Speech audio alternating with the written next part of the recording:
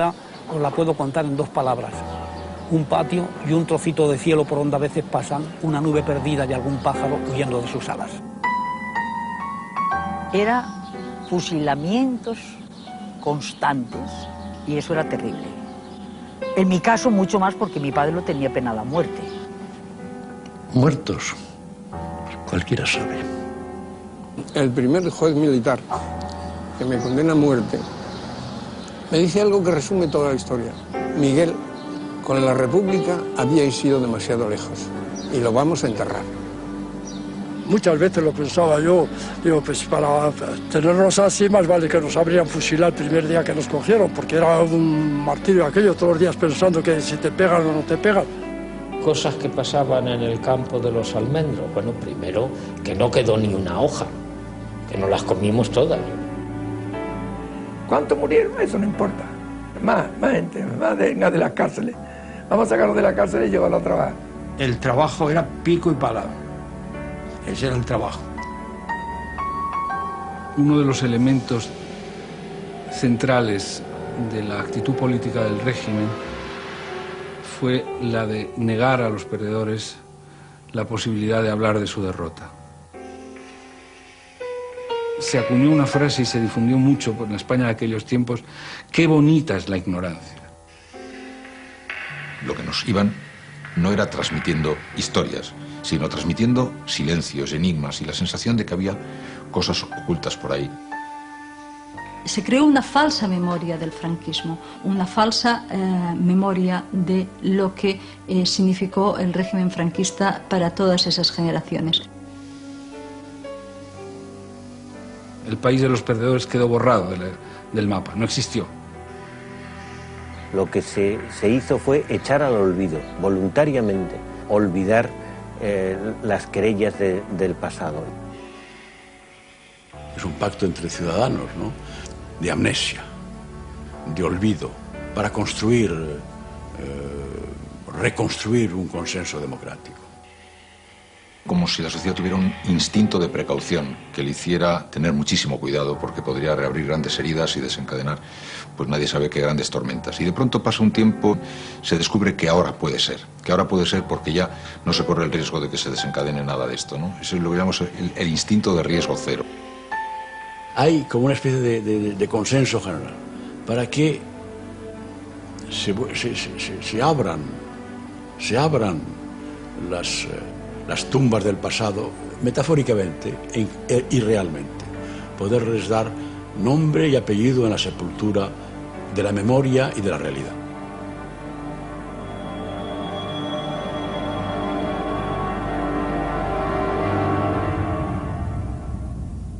Ortega y Gasset decía que los pueblos que desconocen su historia están obligados a repetirla o condenados a repetirla.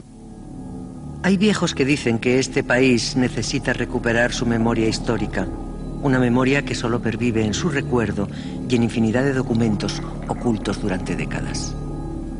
En este momento disponemos de unas fuentes nuevas ciertamente de una gran relevancia, que es la documentación oficial vinculada a la represión, básicamente archivos militares y Ministerio de Justicia. Dicen que las historias aguardan aletargadas en las estanterías del pasado. Ellos han dejado ahí todos los papeles. Es un papel muy malo, es un papel que se está gastando y que está rompiéndose, que se te quedan las manos cuando abres un expediente que ha estado, conservado en malas condiciones, y muchas veces el papel ya se rompe, pero está ahí. Hay documentos que dicen que existieron en España más de 100 campos de concentración, que miles de republicanos sufrieron la clasificación masiva, la reeducación, el internamiento ilegal y el trabajo forzoso, que vivieron un dramático exilio dentro de España durante la Guerra Civil y su larga y triste posguerra. Hay viejos que dicen que este país necesita reescribir su historia, el relato de los que fueron víctimas de sus ideas en aquellas cárceles y campos de concentración. Estamos en Miranda de Ebro y aquí enfrente estuvo el campo de concentración. Y por esto, antes de estar estas vías, era el camino que veníamos de la estación, te traían por aquí, y aquí aproximadamente, ante estas puertas, sigue siendo la misma entrada. Y de aquí entré yo el 8 de diciembre de 1937.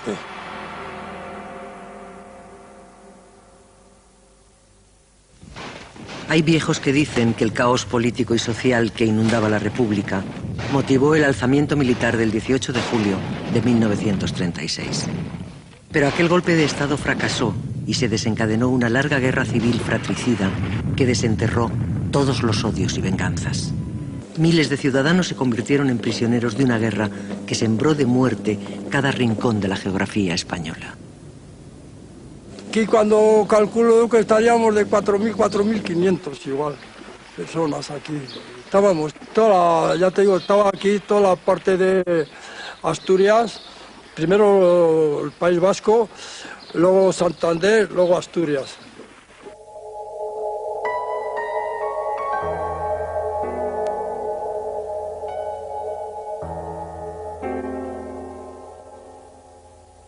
Estábamos en el barro, todo después de pasar la bandera, el palo la bandera que estaba aquí también a la entrada, había un estrado donde se subían los a hacernos cantar el cara al sol y a echarnos los discursos que nos echaban.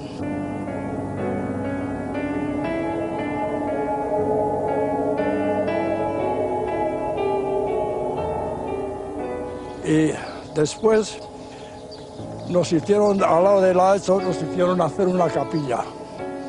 Y después seguido, no recuerdo bien, eran 5 o 6 barracones hechos de mala manera, de mala madera. Hoy soy delgado, ¿no? Pero entonces era todavía la mitad de ahora. No sé si pesaría 30 kilos. Y claro, cuando llegamos aquí, pues ya se conoce que pudo más la enfermedad. La sarna, el tifus, los forúnculos y todo me salió a mí aquí, todo. Como la guerra civil fue constantemente una cadena de victorias de Franco y avance constante, esto genera gran cantidad de prisioneros de guerra y prisioneros civiles de depuraciones y de pesquisas en las zonas que se ocupan.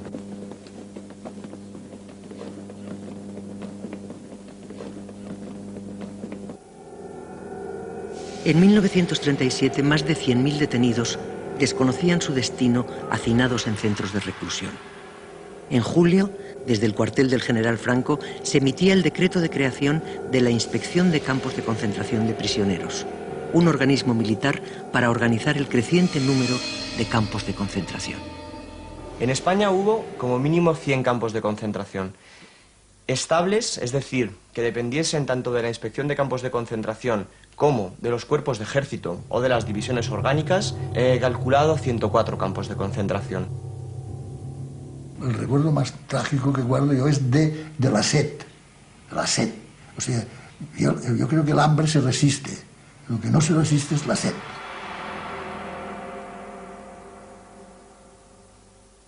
Voy conducido por la Guardia Civil en un tren y veo un charco de agua y me tiro del tren para beber. Y me disparan, pero al final no vuelvo a subir al tren. No sé, desafío la muerte, pero la sed.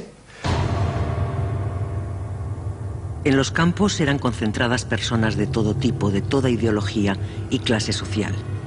Provenían de detenciones caóticas y masivas llevadas a cabo en los distintos episodios de la contienda. El primer objetivo de los mandos militares era clasificar a los prisioneros en diferentes categorías.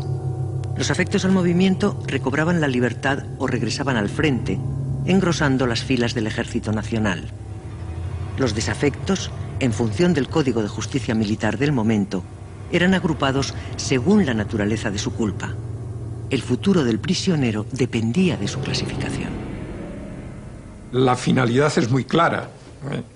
Clasificar para reutilizar. Eso sí persiste durante toda la guerra y después de la guerra, evidentemente. Los campos de concentración iban a jugar un papel fundamental en la economía de la guerra.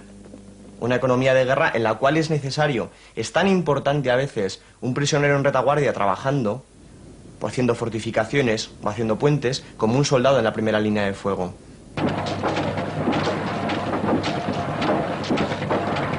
Nos dedicábamos a hacer trincheras.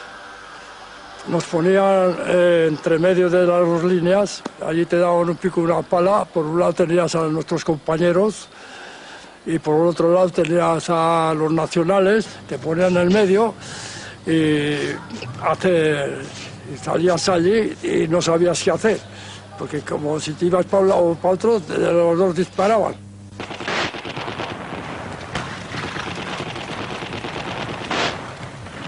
Y yo recuerdo que el batallón que estuve yo tuve muchas bajas, más de 70 bajas, 80 tendría. Entre 1938 y 1939 creció exponencialmente el número de campos. Los datos del Ministerio de Defensa Nacional señalan que durante la guerra hubo 367.000 prisioneros en campos de concentración.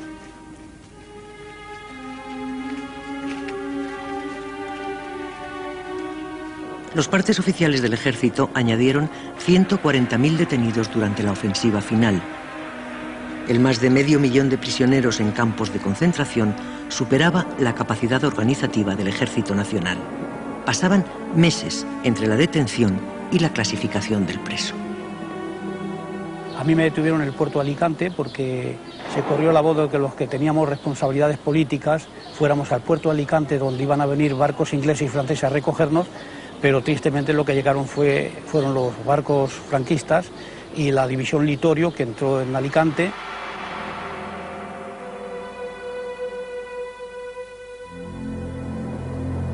En 1939, más de 15.000 personas esperaban huir al exilio desde el puerto de Alicante. Los barcos nunca llegaron a recogerles y fueron detenidos masivamente por el Ejército Nacional y conducidos a los campos de Los Almendros y de Albatera. Fuimos amontonados miles y miles de personas sin comida. El agua, que era peor que la falta de comida, teníamos que hacer cola pues un día antes para por la mañana siguiente poder recibir un vaso de agua y comer, pues era, me parece, cada 48 una lata de sardinas para 2 personas. Muchas veces había escenas que eran tremendas, ¿no? Una persona en lo alto, abierto de piernas, y otro con una llave de latas sardinas, tratando de romper las bolas que se le producían. En fin, eso era una situación verdaderamente demencial, ¿no? Demencial porque estamos al límite de la muerte. Pues, todos los días se morían compañeros de hambre, amanecías con compañeros que habían muerto a tu lado.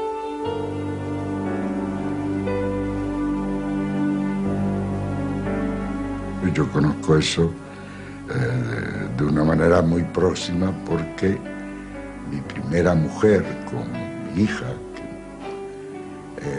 estuvieron prisioneros en Albatera y ahí a mi hija contrajo una enfermedad que acabó con ella. La niña era pequeña y no había leche, no había nada.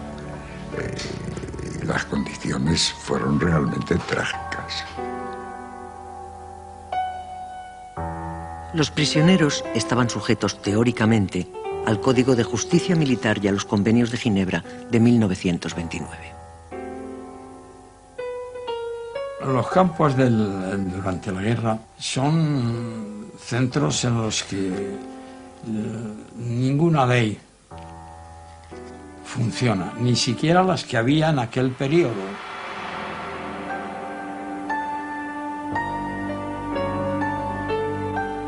Las reglas que ellos seguían eran la violencia y utilizaban la violencia que necesitaban. Las diferencias ideológicas se radicalizaron en ambos bandos.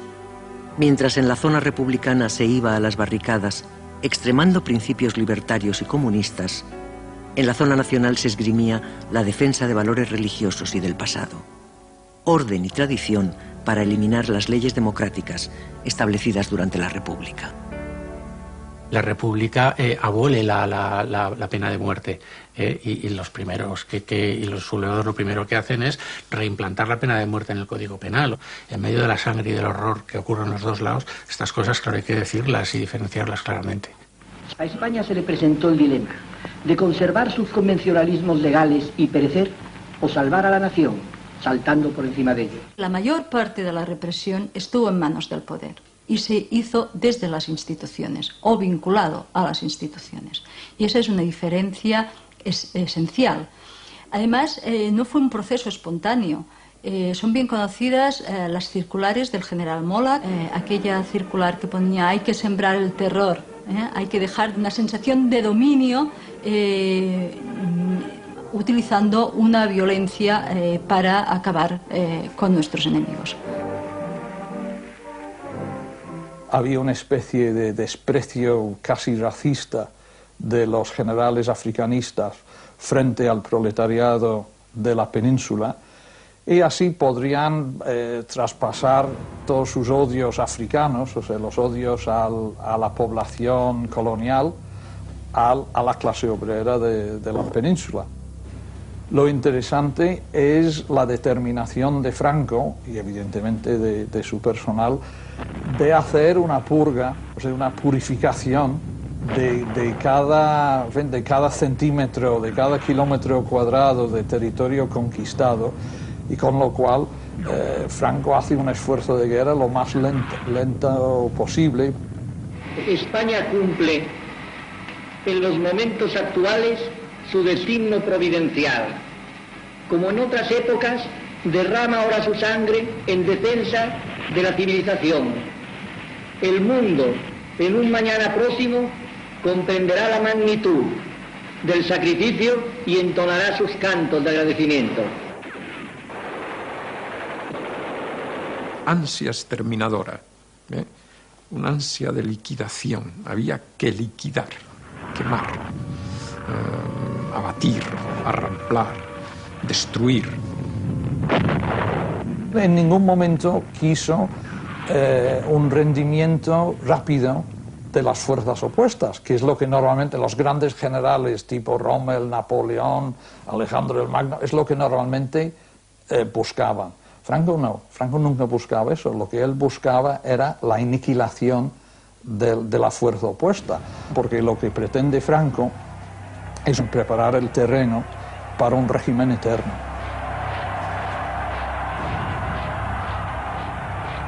En el día de hoy, cautivo y desarmado el ejército rojo, han alcanzado las tropas nacionales sus últimos objetivos militares. La guerra ha terminado. Fue 1 de abril de 1939, año de la victoria. Él pidió una rendición sin condiciones, con la cláusula, pero retórica, puramente retórica, de que la justicia del generalísimo sabría ser generosa con los vencidos y tal y cual. Quería tener exactamente las manos libres para proceder a la represión que juzgara necesario, con objeto de limpiar por completo lo que pensaba que era el virus que había contaminado a la patria. Esta fue la victoria, victoria total y para todos. Nadie quedó al margen, excluido o desamparado. Me detuvieron el día 1 de abril del 39. O sea, justo el día que terminó la Guerra Civil Española.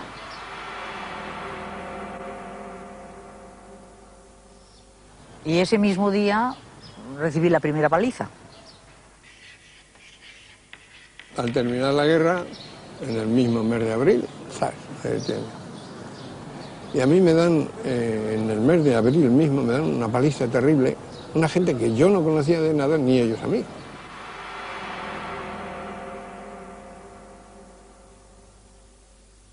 Y mandan esa ropa ensangrentada a mi casa, sin decir de dónde yo estaba.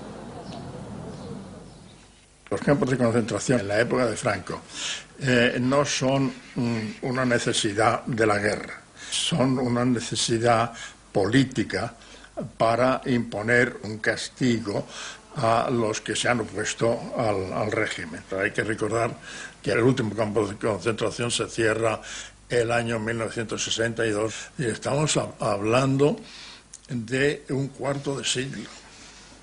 Y esto no hay ningún otro ejemplo en ningún país en que se tenga constancia de que haya durado este proceso tanto tiempo. Queremos libertad, pero con orden. Y consideramos delictuoso todo cuanto vaya contra Dios o la moral cristiana, contra la patria o contra la social, ya que Dios, patria y justicia son los tres principios inconmovibles sobre los que se basa nuestro movimiento. En confirmación de la fe en esta España que renace plena de virtudes, gritad conmigo: ¡Arriba España!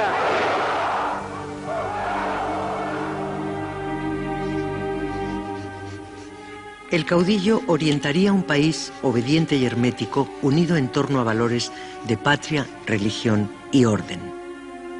Mandó borrar de España todo vestigio republicano. Implantó la causa general, un proceso judicial para depurar el llamado terror rojo. La denuncia popular se convirtió en arma fundamental del régimen para articular la represión. Tenía una función a corto plazo y una función a largo plazo.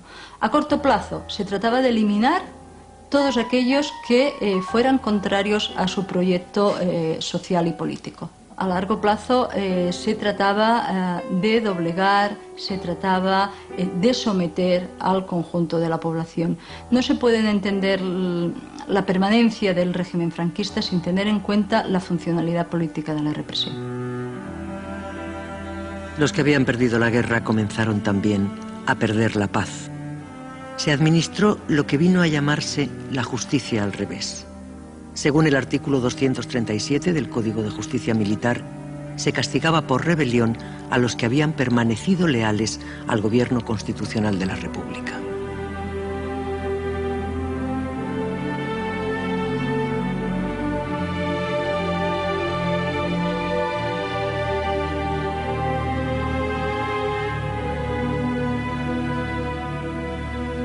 La Ley de Responsabilidades Políticas inculpaba con carácter retroactivo a toda persona vinculada al régimen republicano desde 1934.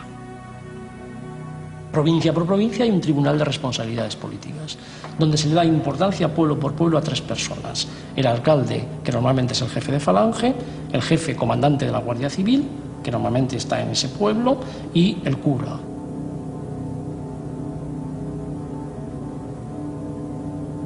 Al cura se le dice, usted va a ser un importante elemento de esta ley para informar y delatar. La suerte de una persona, su liberación, su puesta en libertad, podía depender de un aval de alguien de falange, pero también del cura de su pueblo. Certificar que aquella persona era católico practicante podía ser su salvación. Certificar que no era católico practicante podía ser su muerte. El lenguaje no es solo contra rojos, es contra alguien que vivía con una concubina, contra alguien que no bautizó a su hijo, contra alguien que no cumplía los sacramentos. Todo lo que yo había estudiado y aprobado hasta el momento de la entrada de los liberadores, pues no valía. No valía, como no valían los matrimonios, como no valía, es decir, había gente casada con hijos que de repente se encontraban que no estaban casados y que los hijos, como no estaban bautizados, no existían. Se persigue muy obsesivamente a las mujeres de los rojos, a las hijas de los rojos, sobre todo aquellas mujeres que han dado un salto más que las demás, que normalmente estaban en la izquierda, aquellas mujeres que se habían caracterizado por buscar un tipo de liberación. Caen a cientos estas mujeres.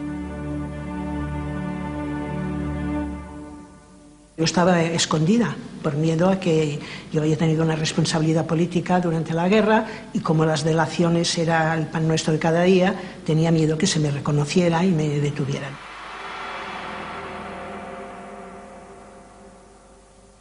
Yo no estaba políticamente en aquel momento incorporada en ninguna organización y me detuvieron. Me llevaron a la dirección, bueno, a Puerto del Sol, a las célebres dependencias policiales. Allí, como todos los que entrábamos en este sitio, sabíamos cómo íbamos a entrar, pero no sabíamos si íbamos a salir, porque allí mucha gente perdió la vida, ¿no? A mí me maltrataron muchísimo. Nada más os tengo que decir que me destrozaron todo el aparato reproductivo, ¿no? Me pegaron muchísimo, me hicieron mucho daño, pero no me hicieron cosas que yo luego vi en la cárcel a compañeras. A mí no me pusieron corrientes en los pezones, ni en los oídos, ni cuñas en las uñas, ni nada de todo esto.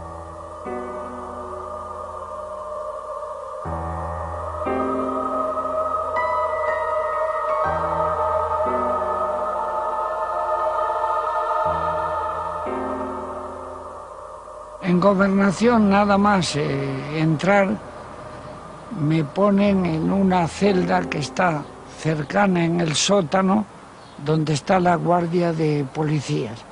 Me suben arriba, que es donde torturaban, me dan una paliza de esas buenas, porque me quedé casi desmayado.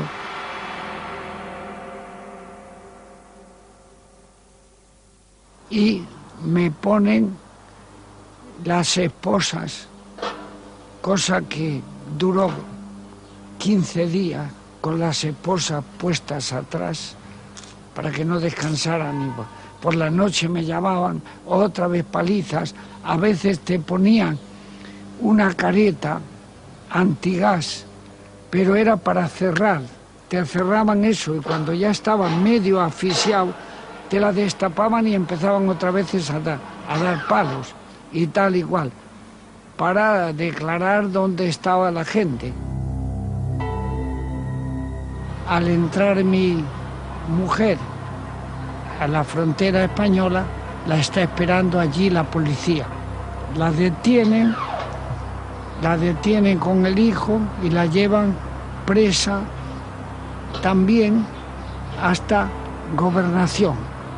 Y en Gobernación yo escuchaba llorar a un niño y no sabía que ese niño era mi hijo, el que estaba llorando. La represión tenía la idea no de incorporar a los derrotados en una futura empresa nacional de reconciliación y de reconstrucción económica, que hubiera sido lo lógico. Por ley, más de 300.000 personas fueron expropiadas y sancionadas económicamente por haber sido republicanas. Es síntoma del deseo de venganza. En algunos casos es síntoma del afán de lucro de quien realmente quiere apoderarse de la casa, del coche o del negocio de alguien que por la razón que sea envidia o odia.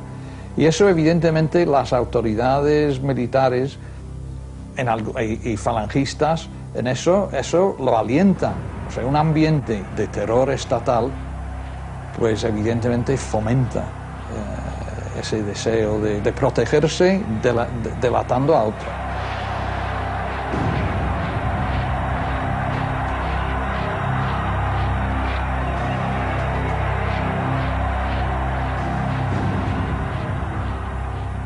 Es una represión con denunciantes, porque aunque decimos que la represión fue franquista, los denunciantes eran de casa, ¿no? Y estos, en los sumarísimos, pues están los denunciantes, y ahora estos sumarísimos están desclasificados y se pueden ver, Entonces se ve que son, pues, 8 o 10 papeles, la mayoría escritos a mano, en la que cuentan los denunciantes, y esto es suficiente para condenar y condenamos a pena de muerte.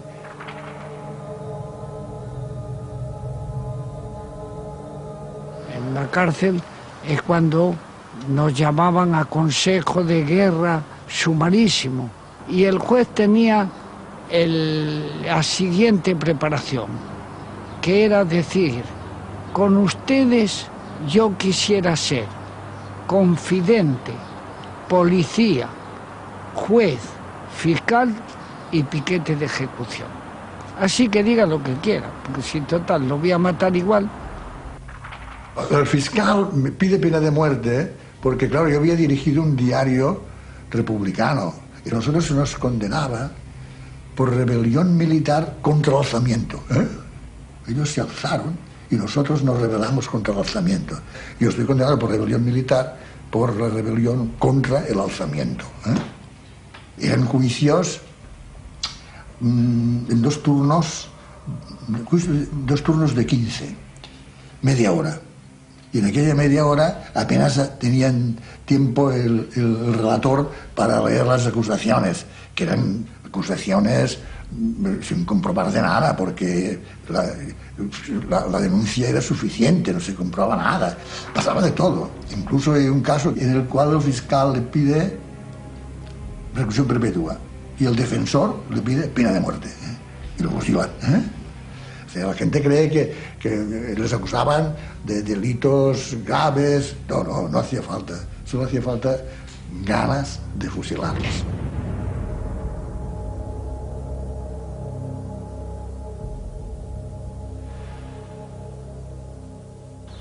Era fusilamientos constantes que los hacían en las mismas tapias del monasterio.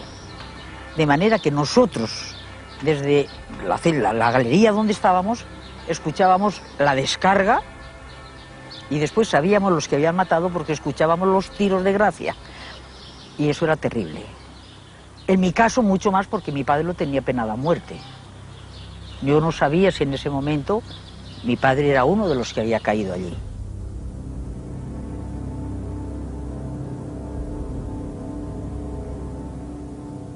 Al lado de la cárcel estaba el taller de ataúdes.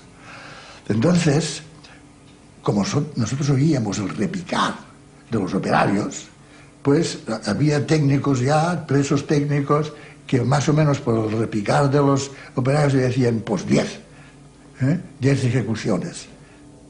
Pero cuando repicaban por la noche y todo, pues esto ya iba a decir 30, 40 ejecuciones.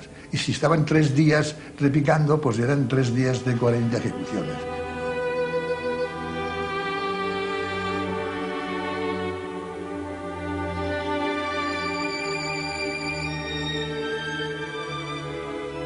Nos hizo famosa la cifra del 1.000.000 de muertos durante el franquismo. Después de hablar con bastantes historiadores, yo llegué a la conclusión de que fueron varias decenas de miles, probablemente más cerca de los 100.000 que otra cosa, y en cualquier caso sumarían más que todos los desaparecidos de todas las dictaduras militares latinoamericanas juntas. La ausencia de registros en muchas provincias, los desaparecidos, las fosas comunes ocultas, todo hace imposible un recuento preciso de víctimas, tanto en guerra como en posguerra. La represión después de la guerra fue tan lejos que algunos historiadores piensan que hubo tantos o más muertos por fusilamiento después de la guerra civil que víctimas de la guerra misma.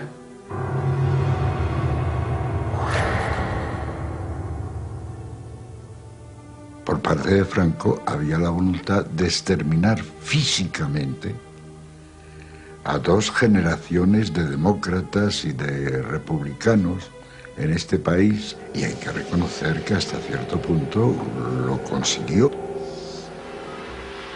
Yo creo que es importante entender que quienes hacen estas cosas no son monstruos, son personas como nosotros, que se enamoran, que tienen hijos, que sufren, que van al cine y que luego se llevan por delante a 200.000 ciudadanos sin que les tiemble el pulso. La vida nuestra es muy difícil de entender por quien no ha vivido aquello. Por ejemplo, en la prisión de Porlier, donde yo estuve condenado a muerte, éramos aproximadamente 3.000 condenados a muerte. Y nadie podía entender que estando condenados a muerte tuviera la moral y tuviéramos la alegría incluso que teníamos de la identificación que teníamos con nosotros mismos. Hasta tal punto que cuando bajamos por la mañana, nos abrían las galerías y bajamos al patio, bajamos contentos porque era por lo menos tener seguro 12 horas de vida, ¿no? Pero cuando nos subíamos al atardecer ya a las galerías era el momento tremendo porque sabíamos que un grupo de nosotros iba a desaparecer, iba a caer al día siguiente con las últimas estrellas de la madrugada. Muy de mañana, aún de noche, como presagio funesto, cruzó el patio la sotana, más negro, más que la noche, menos negro que su alma, el cura Verdugo de Ocaña.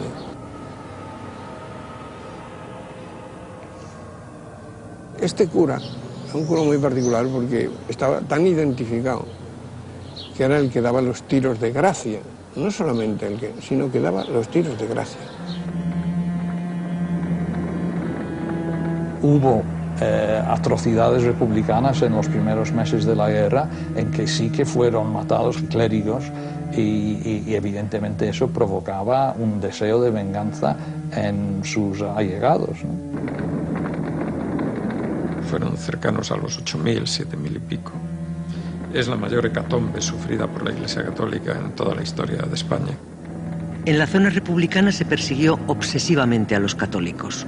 Hubo tal ensañamiento contra la Iglesia que para el Ejército Nacional la guerra se transformó en una cruzada en defensa de la religión. La Iglesia primero reverdece el mito de la cruzada, un mito medieval, y lo pasa al siglo XX.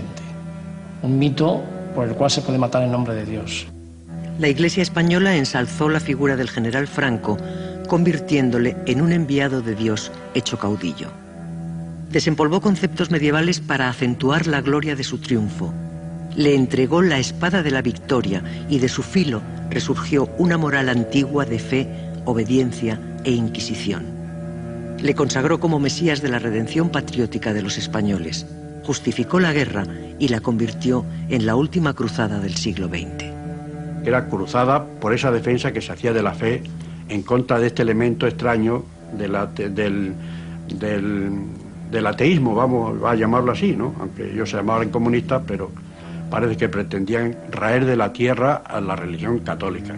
Y los mismos papas, Pío XI y Pío XII, pues manifestaron su reconocimiento a España por la gran labor que habían hecho de defender no solamente España, sino también Europa entera de esta garra del comunismo. Así lo atestiguan, ya digo, estos sumos pontífices que estaban reinando entonces, Pío XI y Pío XII.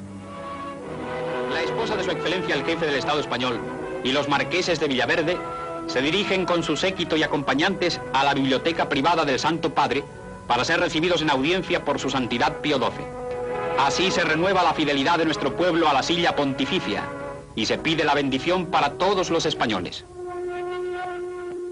La Iglesia fue parte del Estado y tenía un poder evidente en la legitimación del nuevo poder que había surgido de la guerra, ¿no? Entonces, la Iglesia Católica como institución es responsable de lo que estaba ocurriendo.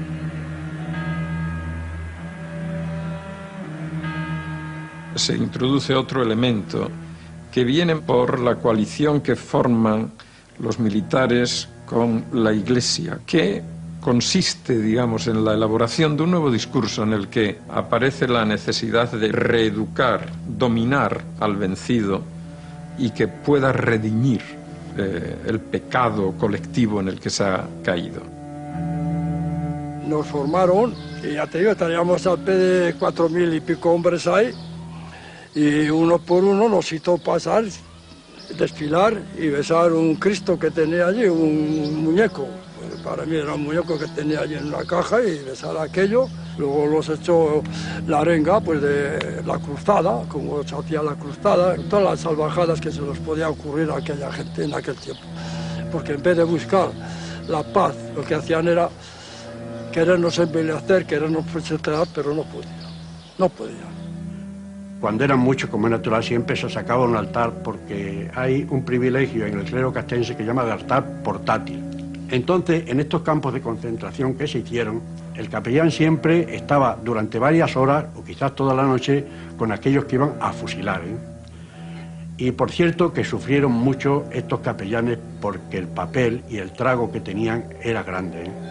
Algún capellán cuenta sus triunfos, como si fuera un piel roja que cuenta las cabelleras que ha cortado los rostros pálidos, pues los que ha logrado convertir a última hora antes de que los fusilaran. Lo que se impuso sobre todo fue una idea de catolicismo tradicional, ¿no? La idea de que el que pensaba diferente pues era un pecador y que por lo tanto tenía que redimir su culpa, ¿no? Y podía redimirla, ¿no? Pero no en la discrepancia, sino en la conversión.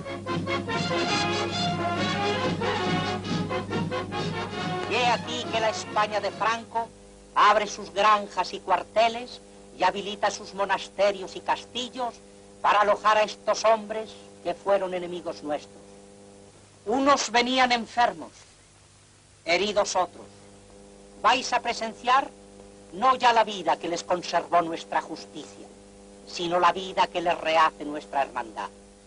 Se les ocurrió que había que cambiar el catecismo. Primero, Dios había que decir, decía lo mismo, pero con otras palabras.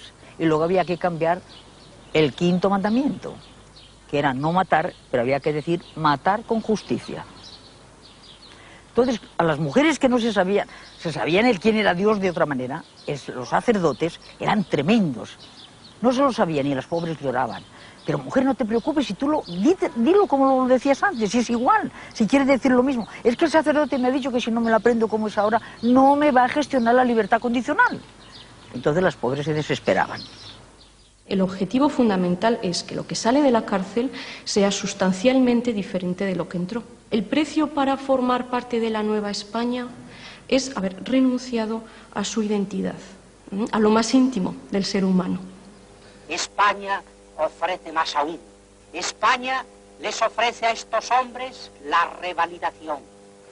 Y como un tullido que desentumece su mano cerrada, estos hombres abrieron el puño. En el momento que te movías para cualquier cosa,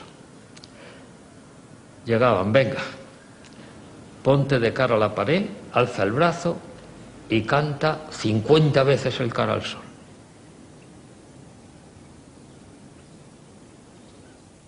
Había gentes que los habían vuelto locos.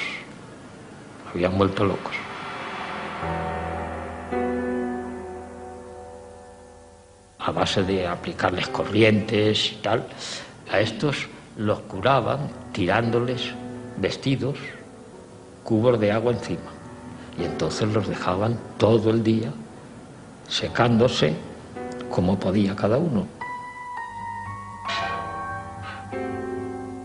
Eran lo más inhumano que se pueden imaginar. Inhumanas, fíjese siendo monjas. Si cometíamos alguna cosa, las metían en celda, las ponían incomunicadas el tiempo que estimaran conveniente, según la causa que ellas interpretaban que era. Una semana, 2 semanas, un mes, 2 meses, en una celda sola la persona. El tipo de castigo que se realiza, pues básicamente es eso, confinamiento en celda de castigo, unas celdas de castigo pues que están en unas condiciones ínfimas, ¿no?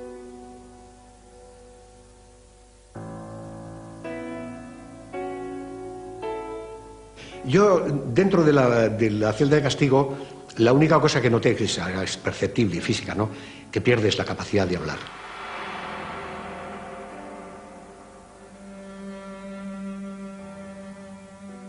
Es decir, que al no utilizar las cuerdas vocales se te atrofian. Y cuando salí no podía hablar.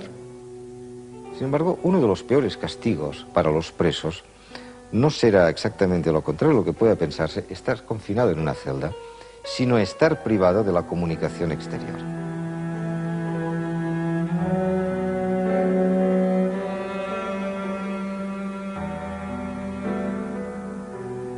Mi compañera Tomasa Cuevas, que ha sufrido mucho, que la han torturado, que ha estado, me parece que 9 años en la cárcel o tal.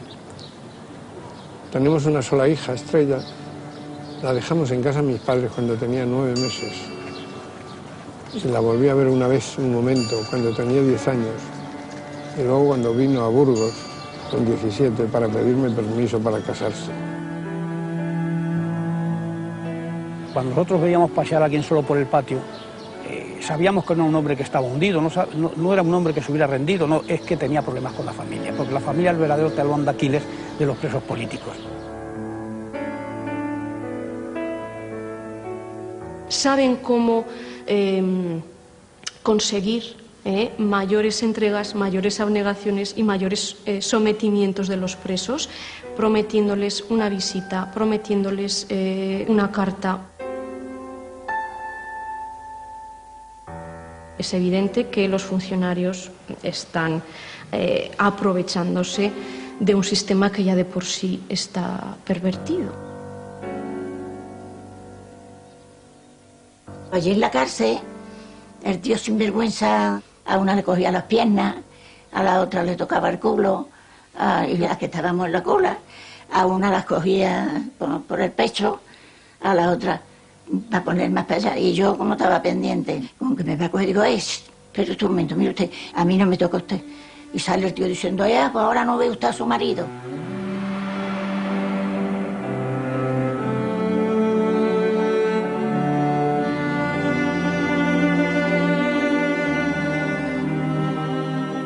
Las visitas eran crueles, porque eran en grupos, entonces todos hablando, y como resonaba, una especie como de túnel de entrada, pues gritaban más, y cuanto más gritaban menos se oían, y así estaban, pues no sé si un cuarto de hora, gritando, hablando con los familiares.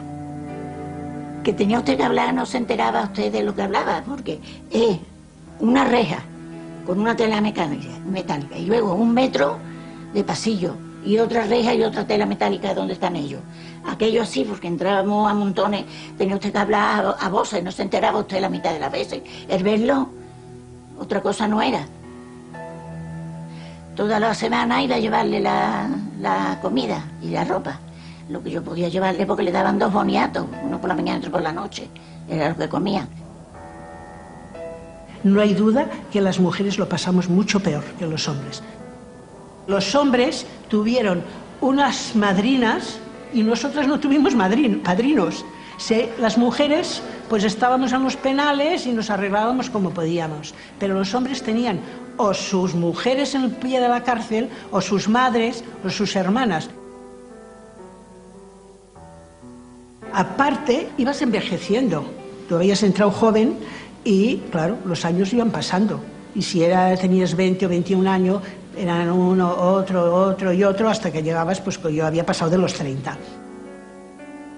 Las funcionarias seguían torturando, la tortura esa psíquica de que cuando tenían la más pequeña ocasión le decían, bueno, si como vosotras no se acuerda nadie, cuando salgáis nadie os mirará la cara, porque claro, ¿cómo os vais a casar si estáis llenas de arrugas y enfermas y tal? La mujer republicana fue objeto de una represión moral y psicológica más sofisticada que la del hombre. Su persecución estuvo avalada por los estudios del Gabinete de Investigaciones Psicológicas que Franco personalmente ordenó crear a Vallejo Nájera. Las investigaciones psiquiátricas que se realizaron a brigadistas en San Pedro de Cardeña y a mujeres presas en la cárcel de Málaga con el objetivo de conocer su tipología psicológica fueron publicadas. Las conclusiones a las que llega Vallejo, después de pasar los test de Marston, Mira y hacer algunas pruebas, son las siguientes. La mujer tiene una tendencia degenerativa hacia el mal, evidentemente la mujer republicana, la mujer que ha participado en política, y esa tendencia se activa justamente en los entornos democráticos. El entorno de la Segunda República había disparado esa situación de malignidad de la mujer, provocando que crease o que hiciese, que desarrollase auténticas barbaridades represivas. Incluso Vallejo habla de necrofagia.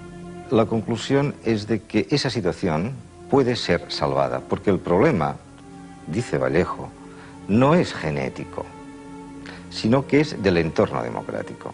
El problema es del entorno cultural. Por lo tanto, el futuro de España, la regeneración de la raza española, puede ser salvada si los hijos de esas mujeres son segregados de ellas.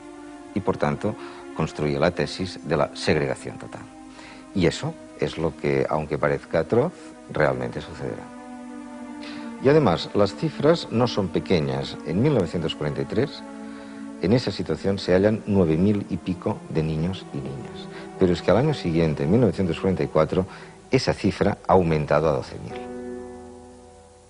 Hay casos documentados en Saturrarán, por ejemplo, donde sin previo aviso se hace formar a las presas, estoy hablando de 1944, se separa a los niños y niñas de las madres, se les monta en un tren, las madres intentan hacer alguna acción y son apaleadas posteriormente, se montan los críos en el tren y el convoy ferroviario parte hacia un destino que las madres no conocen.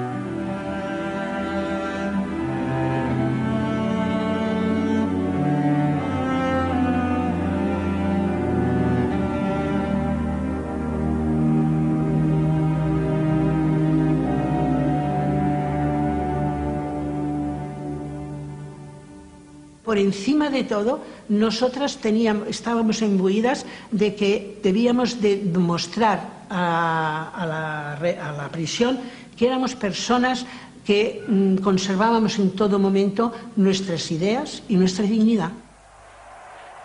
Yo he dicho siempre que lo fundamental de un luchador por las verdades es mantener la alegría interior y no dejar que esa alegría interior se pierda. Yo recuerdo que hice la letra de una canción que con música de Choti la cantamos allá en grupo los presos, y más o menos era: y es la Pepa la llamaban a la pena de muerte. Y fíjate qué humor había que tener para empezar a cantar todos: y es la Pepa una gachí que está de moda en Madrid y que tiene predilección por los rojillos. Cuando viene esta mujer a la cárcel de Porlier y al más bravo se le arruga el solomillo. Bueno, así que seguía la canción, y los guardianes se quedaban alucinados. Pero cómo esta gente, que algunos de ellos van a morir esta madrugada, son capaces de cantar y de ¿comprendes? O sea que íbamos adquiriendo también una autoridad moral sobre los propios guardianes. Y los que en principio tenían odios contra nosotros, llegó un momento en que te respetaban, tenía que respetarnos, ¿no? Porque se daban cuenta de la dignidad de nuestra vida y la entereza de nuestra actitud, y eso también nos salvaba, ¿no?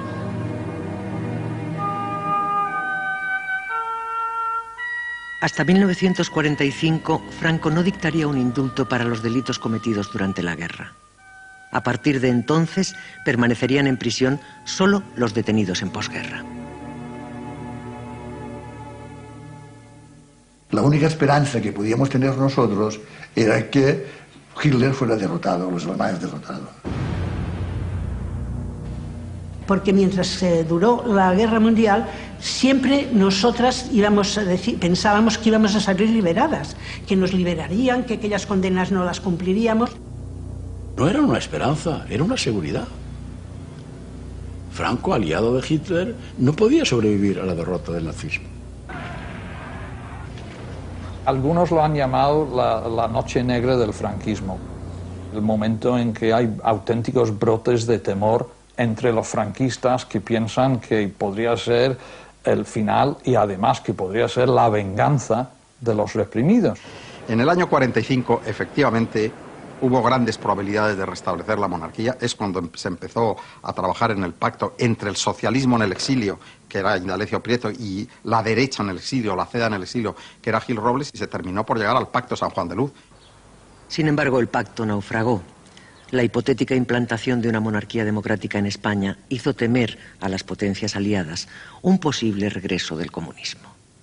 Lo que cambia luego es el comienzo del enfrentamiento entre la Unión Soviética y Estados Unidos. Eso lo cambia toda la relación de fuerzas, y España se convierte de nuevo en una base posible de otro tipo de guerra, que hace ya que las potencias aliadas, empezando por Estados Unidos, se olviden o dejen de lado esos aspectos morales de la necesidad de acabar con Franco, y se convierta Franco en un aliado potencial por su situación estratégica.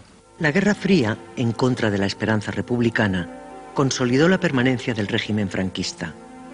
Franco, que decretó el fin del estado de guerra en 1948, continuaría dictando el desarrollo de la vida española, un desarrollo que había forjado desde 1939.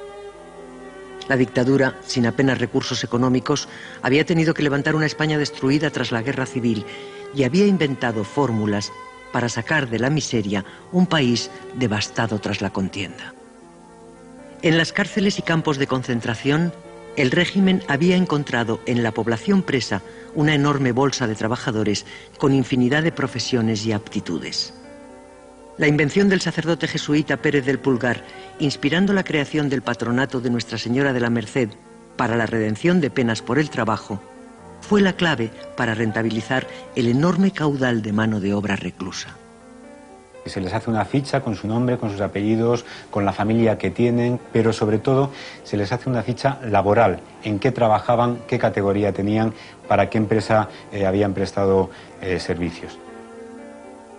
Al comienzo, el patronato gestionó la redención de penas por el trabajo con presos cuya condena era baja. Posteriormente, fue incorporando a reclusos con penas mayores. Franco creó la redención de penas por el trabajo y lo presentó ante la humanidad como el benefactor mayor de los presos que tenían las cárceles porque les había otorgado la redención de penas por el trabajo. Representaba que estando realizando un trabajo, si era un día, le contaban 2 para su estancia en la cárcel. Sus días de prisioneros están consagrados a unas labores que les convierten en seres útiles, redimiéndoles de su existencia de paria. El régimen presenta ese sistema de redención de penas como la mejor cara de la dictadura, es decir, es una muestra de la magnanimidad del caudillo, y así se vende así se presenta a través de la prensa, a través del discurso oficial, etc. De las masas proletarias, de las multitudes internacionales, hicimos orden y concierto. Y los que eran despojos humanos deberán a España su regeneración. Pues yo he estado en las cárceles franquistas 8 años y medio. Fui condenada a 30 años.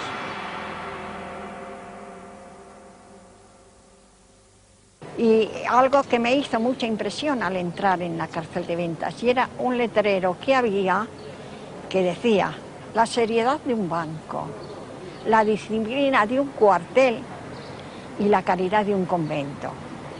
Entonces estaba ya un poco la redención de penas por el trabajo, y las compañeras que estaban en los talleres redimían. Uno pues con una condena de 30 años pues no podías esperar redimir, porque una condena por redención no la ibas a sacar, está claro. Entonces, ¿por qué ibas a hacer lo que te dijeran? Pues no me daba la gana. Y lo he hecho siempre que he podido. En Ventas se organizaron talleres para redención con la pena por el trabajo. En principio no estábamos muy convencidas de que debíamos asistir a los talleres porque era una explotación, ¿no? Pero se llegó a la conclusión de que, bueno, pues de todas maneras pues era un medio de redimir que hacía falta, y económicamente nos solucionó muchos problemas. El Patronato para la Redención de Penas por el Trabajo abonaba una pequeña cantidad de dinero que permitía a los presos amortiguar su miseria. Por otro lado, creaba una vía para salir de la cárcel, aunque fuera para trabajar de manera esclava. Fue sobre todo una especie de huida de ese lugar tan peligroso que eran las cárceles, ¿no? Uno estaba más seguro fuera, aun a pesar de trabajar en condiciones inhumanas, pero estaba más seguro fuera que dentro de las prisiones. El régimen franquista había elaborado ambiciosos planes de obras públicas, incorporando la utilización de mano de obra reclusa. Los presos trabajaron a lo largo de la geografía española en todo tipo de obras, en cuencas mineras, en pantanos, en construcciones ferroviarias, en la reconstrucción de pueblos para la Dirección General de Regiones Devastadas. Las colonias penitenciarias, los batallones de trabajadores fueron una mano de obra esencial y prácticamente gratuita para la reconstrucción de zonas devastadas, para la creación de zonas de regadíos, para el emblemático Valle de los Caídos. Los presos desempeñaron una labor esencial en la reconstrucción del país. En 1943, el número de presos políticos trabajando en obras llegaba a 23.000, triplicando los que permanecían en prisión. Me pasé el Consejo de Guerra aquí, me condenó a muerte, después me gració Franco y me metió en el campo de concentración y en el batallón de trabajadores en Belchite.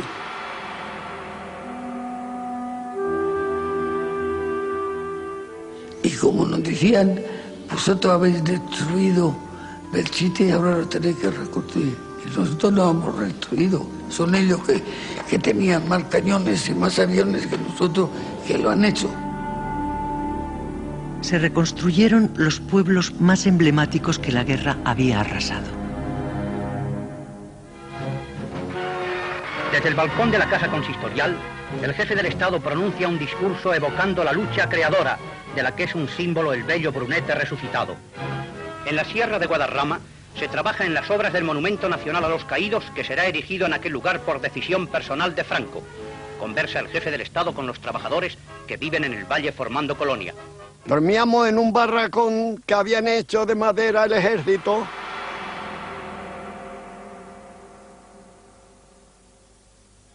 En cada destacamento había 2 o 3 guardias de prisiones, que la mitad de ellos eran del ejército porque se vino la avalancha de tantos presos, y esos son los que hacían el recuento después de comer, nos metían en el barracón, echaban la llave y ya está.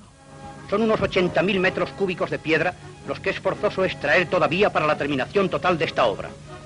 Franco muestra su interés por la terminación de este monumento, en el que perdurará el recuerdo de los caídos como eterna consigna de las mejores empresas españolas. En Cuelgamuros había en realidad 3 destacamentos penales.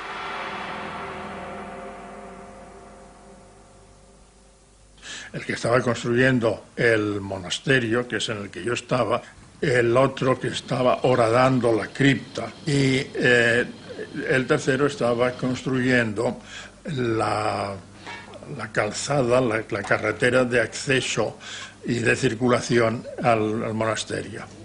En el campamento que estaba horadando la cripta era un trabajo de riesgo, porque al fin y al cabo se estaba volando el granito. Entonces había se estaba trabajando con pólvora, dinamita. Entonces eso era un trabajo arriesgado y murieron bastantes personas.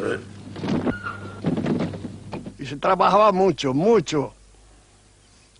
Y usted ve toda esta explanada que hay, todo esto es sacado de dentro del túnel, con mulos y con burros, y que entonces no había aparatos de ninguna clase, era todo, hasta los barrenos se echaban a base de...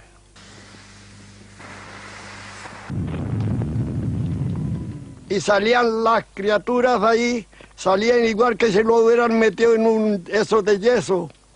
No había para estirar los humos ni... vamos.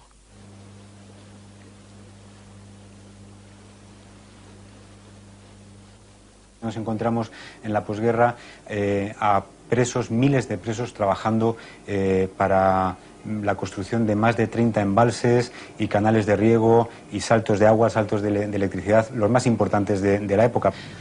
La lucha contra la sequía llevó a la dictadura a destinar enormes esfuerzos en levantar pantanos y obras hidráulicas. De todas, la de mayor envergadura fue la construcción del canal del Bajo Guadalquivir. A nuestra espalda está situado una de las esclusas o compuertas de lo que es uno de los sifones más importantes de este canal. Tiene 500 metros y justamente en el lateral de ese sifón estaba el campo de concentración de los Merinales, que era el campo fundamental, el más importante de esta obra, que duró entre 1940 y 1962, ¿no? Por esta obra han pasado entre 10.000 presos políticos y algunos comunes. Los presos construyeron pues alrededor de unos 80-85 kilómetros, fundamentalmente las grandes obras de infraestructura, o sea, acueductos, sifones, lo más duro, ¿no? Es que era una obra muy grande, y una obra muy grande sin mecanismos, sin maquinaria.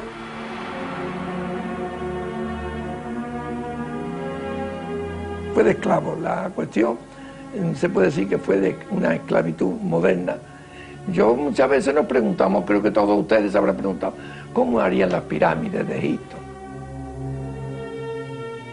Y aquí hay que acabar 2 metros cúbicos de tierra, y allí pim pam y pim pam. Y claro, allí no se hablaba ni de verano, ni de invierno, ni de vacaciones, ni de Semana Santa, nada de eso se hablaba allí. Allí había que trabajar todos los días. ¿Cuántos murieron? Eso no importa. A ellos no importaron los que murieron. Más gente, más de las cárceles. Vamos a sacarlos de la cárcel y llevarlos a trabajar.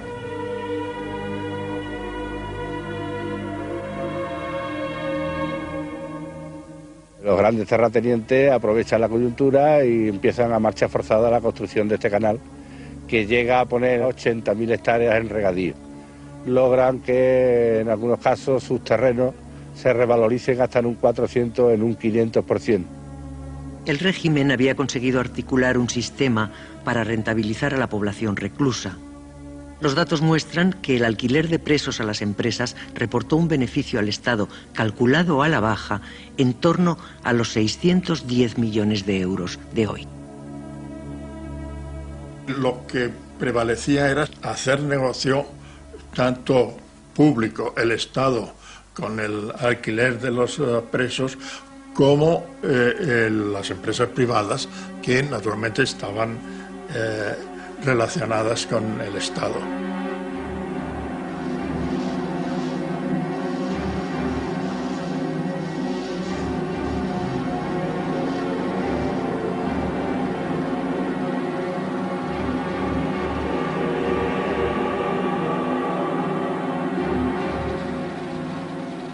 Aquellas empresas privadas que se beneficiaban de estos presos y que pedían presos al Patronato para la Redención de Penas, estas empresas tenían que pagar el salario medio de un obrero de la zona. El salario medio se encontraba en torno a las 14 pesetas, de las cuales el preso percibía 50 céntimos. Si estaba casado, cobraba 2 pesetas más, y si tenía hijos menores, 1 peseta por hijo. El resto, el 76%, lo percibía íntegramente el Estado. Allí pues ahí estuvimos reconstruyendo el pueblo y yo me manqué aquí, tengo el corte, me manqué y allí luego nos dimos cuenta de que aquello no era del ejército, porque cuando me manqué tuve que firmar las bajas como se firmaban en los trabajos entonces, pero yo me di cuenta de eso, que yo había firmado papeles de baja, allí cobraba los sueldos y a nosotros nos daban los 2 reales que y no te daban más. Que mucho de esto está tapado, pero muchas de las empresas importantes de construcción hoy se hicieron ricas entonces, a costa de los presos. José Banús es un empresario al que encontramos ya en el año 43 utilizando presos a los que iba a buscar incluso de cárcel en cárcel. La empresa Duro Felguera, la empresa minera asturiana, pues tiene trabajando en 3 pozos fundamentalmente pues a cientos de presos a lo largo también de 20 años. La cementera Portland Iberia también tiene destacamentos en Castillejo, en la provincia de Toledo, durante 20 años. El canal del Guadalquivir, pues Fomento de Construcciones y Contratas, por ejemplo, también trabajó con estos presos a través del Servicio de Colonias Penitenciarias.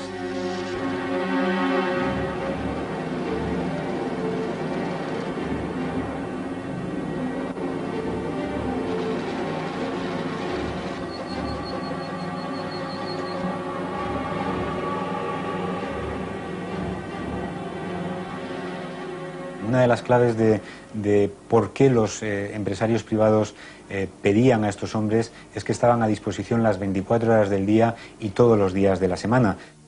Para muchas empresas que construyeron pues, los grandes pantanos, los grandes embalses, los grandes canales de riego en medio de la nada, la posibilidad de tener a 100, a 200, a 500 trabajadores a pie de obra siempre disponibles era una garantía de que esas obras pudieran avanzar.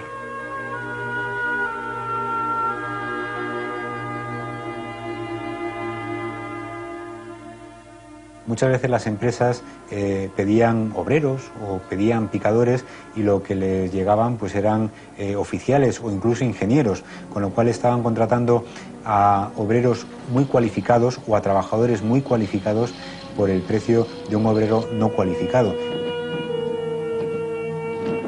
Se llegó a constituir un sistema tan sofisticado y tan perfecto que era un poco la autarquía dentro de la autarquía.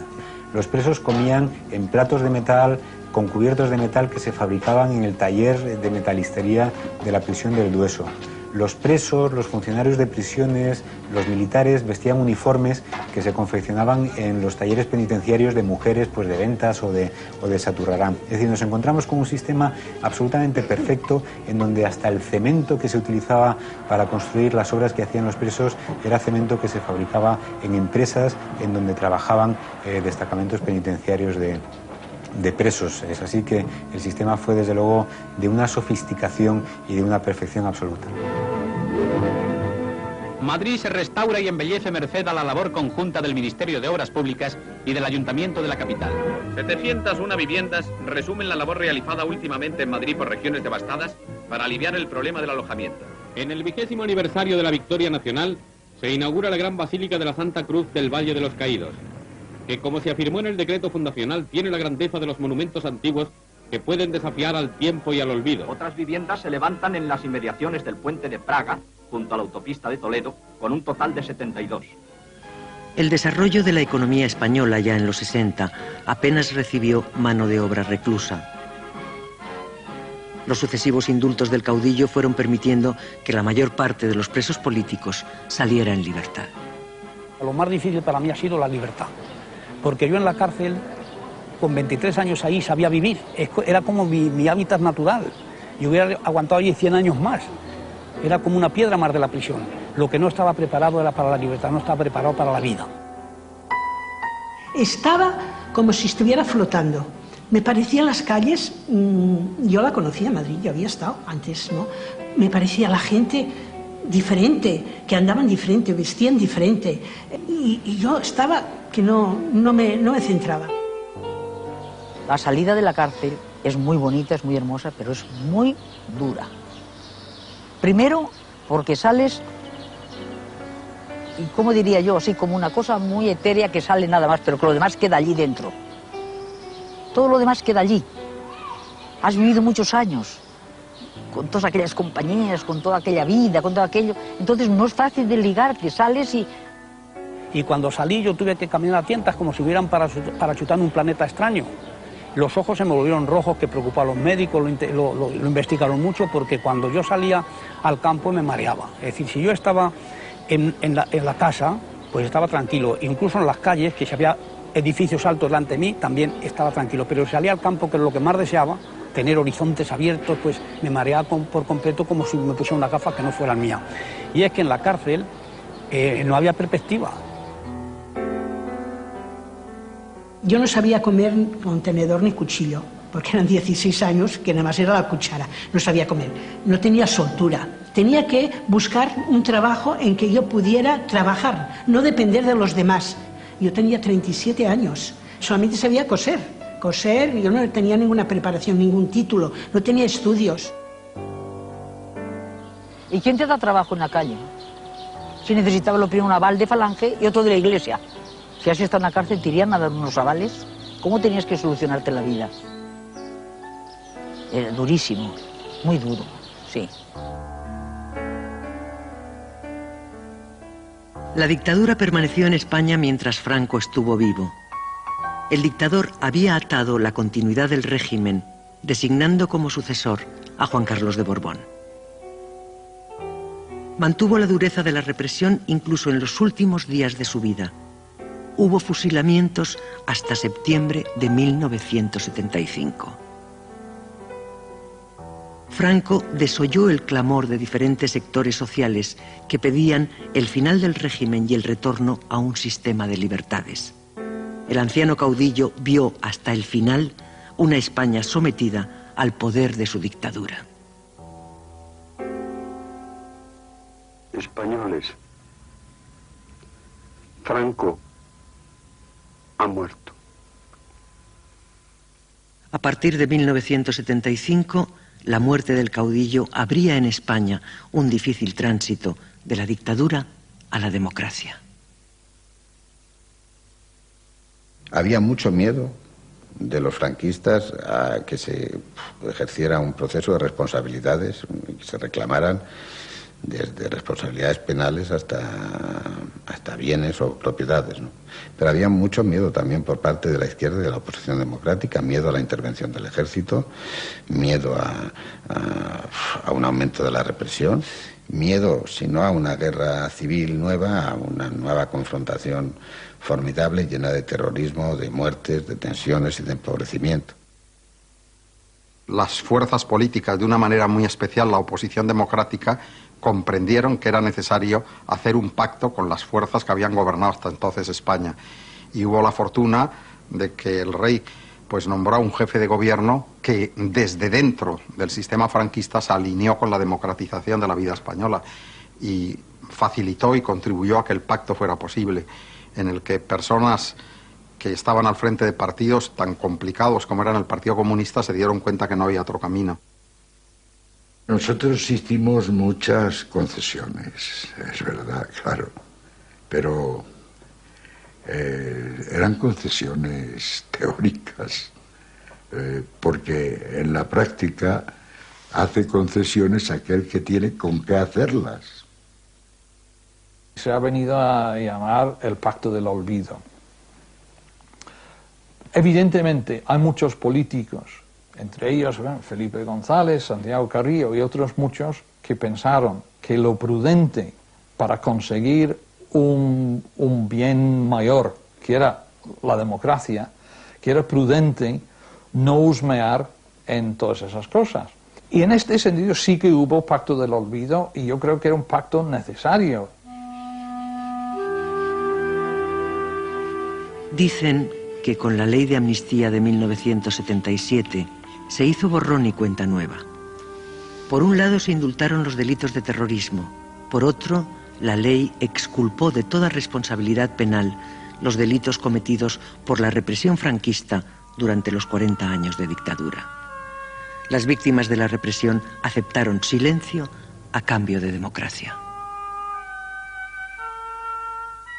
Fue, para mi opinión, la concesión más grave que hemos hecho los comunistas en ese periodo, pero si no la hubiéramos hecho, en este momento probablemente no habría un sistema democrático en España.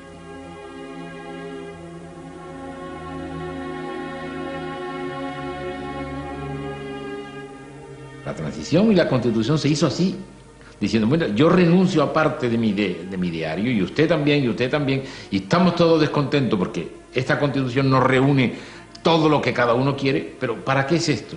Para que nuestros nietos no vivan unos años 36 o una larguísima posguerra como se vivió en España.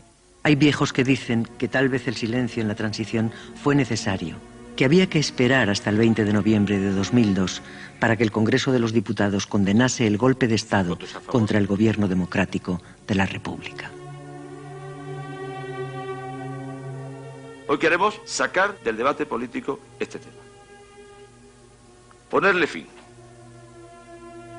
Hay jóvenes que dicen que no es suficiente, que no hay libertad sobre la amnesia, que ahora, en pleno siglo XXI, cumplidos 25 años de la actual Constitución, la memoria histórica debe alcanzar la conciencia colectiva de todos los españoles para consolidar una auténtica democracia. Hay jóvenes y viejos que dicen que este país necesita reconocer a las víctimas de su pasado para superar definitivamente las heridas de su guerra civil y su larga posguerra. Necesitamos curar esas heridas. La gente lo necesita para poder vivir con naturalidad, porque sobre el olvido no se puede construir una auténtica democracia. Para que los jóvenes consideren siempre, a la vista de la historia nuestra, cómo se pueden perder las libertades, cómo se puede uno convertir de un ser humano con todos los derechos que tiene, ¿no? Verse arrojado y sometido a la condición de animal, de zoológico, ¿no? La gente cuando conocía mi historia me preguntaban, casi siempre me decían, ¿y no, usted no tiene espíritu de venganza, no desea tener una venganza? Y yo decía, pero yo me sentiría muy desgraciado. Si después de haber perdido 23 años de mi cárcel, ahora mi objetivo sería vengarme, no. Ni un muerto, ni dos muertos, ni todos los muertos del mundo me pueden devolver a mí 23 años de cárcel. La venganza no es un ideal político, no puede ser un fin revolucionario. No, venganza no, pero reconocimiento sí. Reconocimiento de que esto ha sucedido en España, más que nada porque no se vuelva a repetir nunca más. Lo que deseamos y por lo que luchamos es porque nadie tenga que pasar lo que yo he pasado en la cárcel. Que no sea eso posible nunca más ni para nadie en España.